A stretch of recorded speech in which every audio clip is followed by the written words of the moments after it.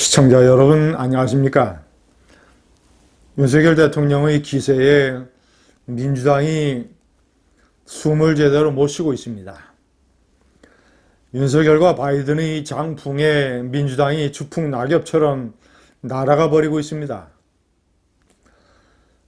사실상 애당초 정해진 길입니다. 상식과 원칙에 반해서 윤석열 정권에게 발목 잡기를 했다가는 이런 꼴을 당한다. 시청자 여러분, 바이든 대통령이 윤석열 대통령 취임 11일 만에 한국을 2박 3일이나 전격적으로 방문을 해서 곧바로 삼성전자의 평택 세계 최대 반도체 공장을 찾고, 그리고 현대자동차 그룹의 정의선 회장을 만나고, 윤석열 대통령이 경제기술 동맹을 선언하고, 현대차가 바이든의 방안에 맞춰서 6조 3천억 원의 전기차 공장을 미국 조지아주에 짓겠다고 발표를 하고, 제가 여러 번 말씀드렸지만 한미동맹 70년 역사에서 어마어마하게 경이로운 사건입니다. 정말 대단히 감동적인 이 위대한 대한민국의 성취를 어떻게 묘사를 해야 되는 것인지, 만들어서 수출을 할 수 있는 것이라고는 여자 머리를 잘라서 가발 정도 만들고 청계천에서 여공들이 밤을 새워가면서 봉제 인형을 만들어서 수출했던 나라, 메이드 인 USA, 미제라고 하면 완전히 대한민국 국민들의 의식을 지배했던 시절, 그런 시절이 다 지나고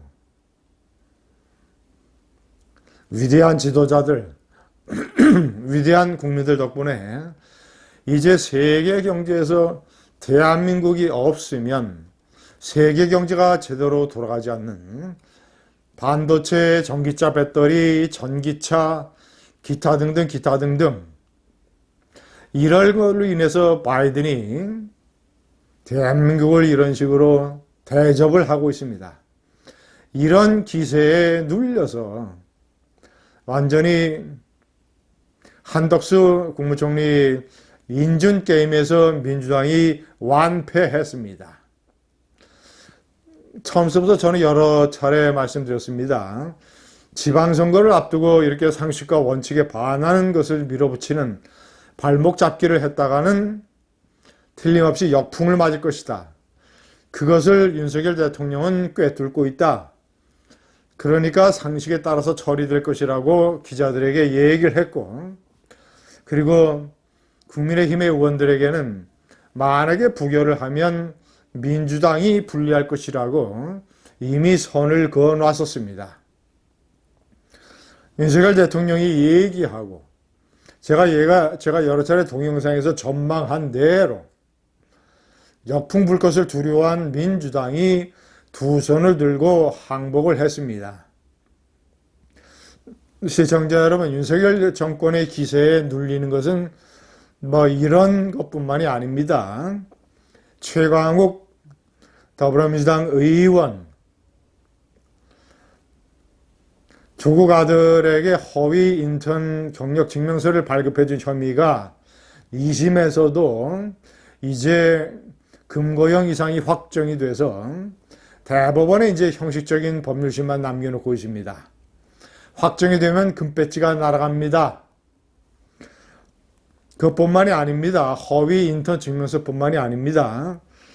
민주당의 여성 보좌관들이 다수 지켜보는 가운데 동료 남성 의원에게 짤짤이와 비슷한 딸로 시작되는 성희롱 단어를 서슴없이 써서 품격을 떨어뜨렸던 최강욱.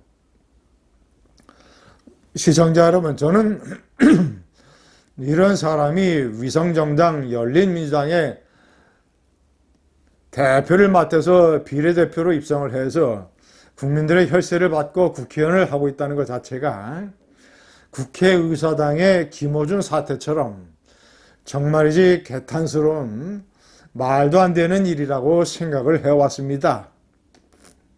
이런 최강호 같은 인물이 국민권익위원회에서 또는 국가인권위원회에서 MBC의 방송문화진흥회에서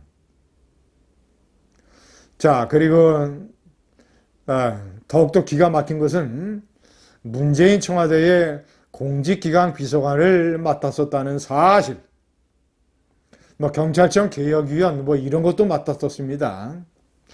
이런 사람이 이 나라에 문재인 정권 때 청와대의 공직기강 비서관을 맡았었다는 사실. 그러니 문재인 정권이 얼마나 핫바지 정권이었겠습니까? 윤석열 정권이 기세를 올리는 것은 또 이런 것뿐만이 아닙니다. 대통령 청사를 용산으로 옮겨서 용산시대가 개막이 된 이래 기세가 오르고 있습니다. 윤석열 대통령에 대한 지지율이 점차 상승을 하고 긍정과 부정의 격차가 벌어지고 있습니다. 시청자 여러분, 거의 매일 아침 국민들은 생중계하다시피 건강하고 씩씩하고 밝고 힘찬 대통령의 모습을 TV에서 볼 수 있습니다. 물론 매일 출퇴근하는 데에 다소 불편이 있고 경호상의 문제가 있는 것이 사실이지만 그런 단점을 몇 배, 10배 이상 덮을 수 있는 많은 장점을 대통령 청사 용산시대가 가져오고 있습니다. 매일 아침 기자들을 만나서 국민이 궁금한 것에 대해서 물론 단답 형식이지만 얘기를 하는 대통령은 전 세계에서 찾아보기가 대단히 어렵습니다. 윤석열 대통령이 국민들에게 약속한 소통, 국민과 밀접한 대통령, 이런 약속을 지키는 모습을 보여주고 있습니다. 이런 것들이 다 쌓여서 용산시대의 일종의 개막 성공을 알리는 여러 가지 징표가 되고 있습니다. 자, 오늘은 또 바이든과 용산 청사에서 한미 정상회담이 열렸습니다. 가까운 국립중앙박물관에서 환영 만찬이 열리게 됩니다. 용산에서 벌어진 한미동맹의 업그레이드, 경제기술 동맹의 시대, 엄청난 윤석열과 바이든의 장풍, 합작 장풍, 민주당이 비틀거리고 있습니다. 추풍 낙엽처럼 날아가고 있습니다. 감사합니다.